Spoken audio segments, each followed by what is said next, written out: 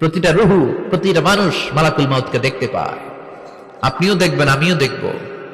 মুমিনদের কাছে এসে মালাকুল মাউত একজন যুবকের বেশে সাদা ধবধবে জুব্বা পরে সুগন্ধি মেখে মুমূর্ষু ব্যক্তির শিয়রে বসে বসে বলে, ইয়া আইয়াতুহান নাফসুল মুতমাইন্না, হে প্রশান্ত আত্মা, উখরুজি ইলা মাগফিরাতুল্লাহি ওয়া রিদওয়ানি, আল্লাহর ক্ষমা আর দয়ার দিকে বের হয়ে আসো। বলা মাত্রই মুমিনের আত্মাটা স্মুথলি বের হয়ে আসে। কাফান মিন আকফানিল জান্নাহ, হানুত মিন হানুতিল জান্নাহ, জান্নাত থেকে আনা সুগন্ধি কাফনের মধ্যে পেঁচিয়ে তিনি রূহটাকে নিয়ে ইল্লিনে চলে যায়। সরাসরি দেখে মালাকুল মাউতকে।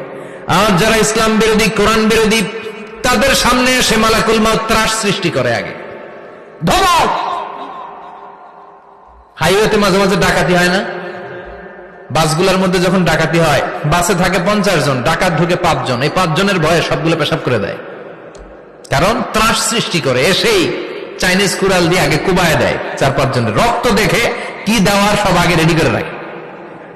মালাকুল মাউত এসে কাফের, নাস্তিক, মুশরিকদের সামনে সেরকম একটা ত্রাস সৃষ্টি করে। ভয়ে লোকটা কাঁপতে থাকে। ওর কাছে ভদ্র ভাষায় কথা বলে না, সুন্দর জামা পরে আসে না, কালো কুচকুচে চেহারা, ভয়ঙ্কর একটা রূপ নিয়ে, আকৃতি নিয়ে ইসলাম বিরোধীদের মাথার সামনে আসে। দুর্গন্ধযুক্ত চেহারার দেহ নিয়ে ধমক দিয়ে বলে, ও পাপাত্তা, ইয়া আইয়াতুহান নাফসুল খাবিসা উখরুজি ইলা গাদাবিল্লাহ, হে পাপাত্তা, আল্লাহর রাগ, ক্রোধ আর গজবের দিকে বের হয়ে আয়। মুমিনের আত্মা বলার সাথে সাথে যেমনি মুমিনের দেহ থেকে বের হয়ে জান্নাতি কাফনের ভেতরে ঢুকে, কাফেরদের আত্মাও কি এরকম তাড়াতাড়ি বেরোতে চায় নাকি? কাফেরদের আত্মা বেরোতে চায় না। ডানে দৌড়, বায়ে দৌড়, সামনে দৌড়, পেছনে দৌড়, আহা, দৌড়াদৌড়ি করে। মালাকুল মাউত এটাকে টেনে হিচড়ে, একটা জীবিত ছাগলকে জবেহ না করে, জবাই না করে, তার চামড়া উল্টার দিকে টেনে হিচড়ে বের করলে ছাগলটা যত কষ্ট পায়, এর সে কমসে কম 70 গুণ বেশি কষ্ট দিয়ে কাফের, মুশরিক আর গাদ্দারদের রূহ কবজ করা হয়। আল্লাহ, এই পরিস্থিতি থেকে তুমি আমাদের বাঁচাও। মুমিনদের রূহ যেমনি কবজ হয়, ওইভাবে রূহ কবজের ব্যবস্থা করে দিও। ঈমানের মৃত্যু নসিব করে দিও, শাহিদি মৃত্যু নসিব করে দিও।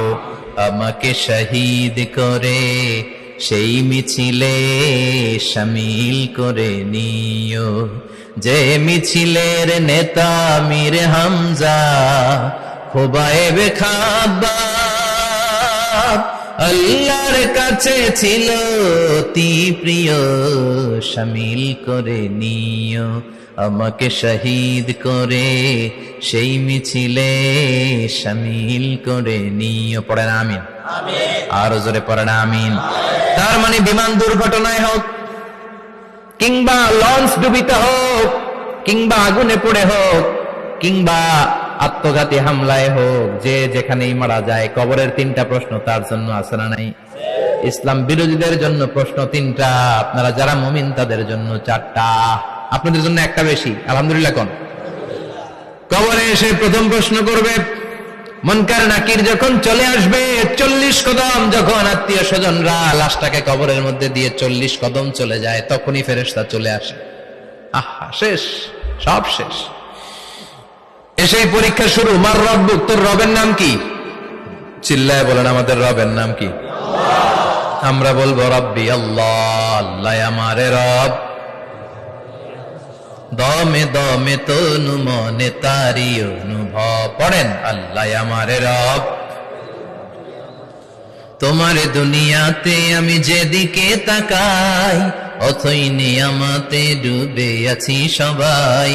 পাখপাখালির গানে শুনি তসবিহ কল রব, তসবিহ কল রব, আল্লাহ আমারে রব।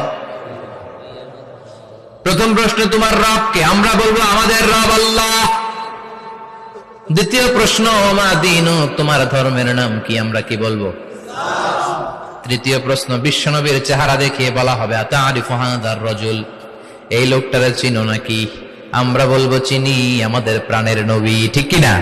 চাঁদের চেয়ে সুন্দর তুমি নবী আমার কমলিহিওয়ালা, দু জাহানের বাদশাহ তুমি প্যারা নবী সাল্লে আলা, চাঁদের চেয়ে সুন্দর তুমি নবী আমার কমলিহিওয়ালা, ঠিক কিনা?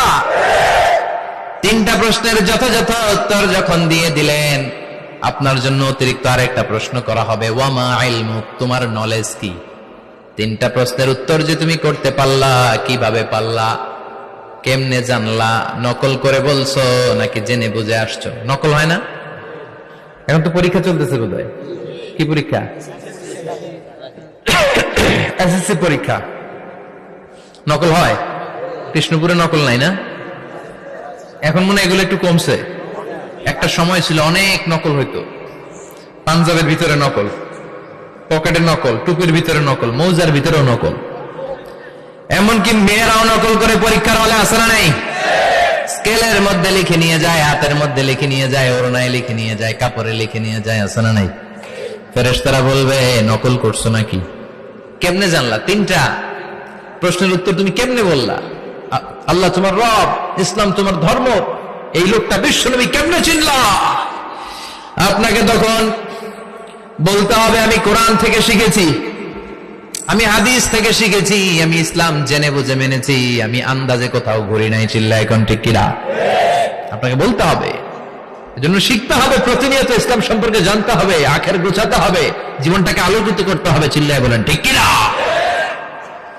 চারটা প্রশ্নই যখন হয়ে গেল, ফেরেশতারা বলবে আহলান ওয়া সাহলান ওয়া মারহাবান বিক, খোশামদেদ, কংগ্রাচুলেশন, খোশামদেদ, কংগ্রাচুলেশন, সব প্রশ্নের উত্তর তুমি পেরেছো। ফায়ুফসাহু লাহু কবরুহু ৭০ যিরান, আপনার কবরটারে ৭০ হাত লম্বা করে দেয়া হবে। ওয়া ইফতাহু লাহু বাবুন ইলাল জান্নাহ, আপনার কবর থেকে জান্নাতের দিকে দরজা খুলে দেয়া হবে। ওয়া ইলবাসু মিন লিবাসি আহলিল জান্নাহ, জান্নাতের দুইটা রেশমি কাপড়ের পোশাক এনে আপনারে পরিয়ে দেয়া হবে।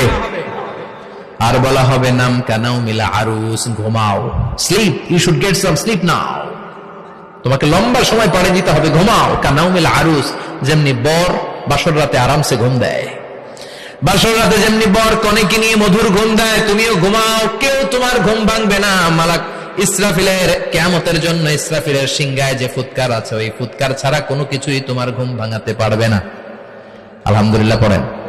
আল্লাহ আমরাও যেন চারটা প্রশ্নের উত্তর দিয়ে লম্বা একটা ঘুম দিতে পারি, পড়ে না আমিন।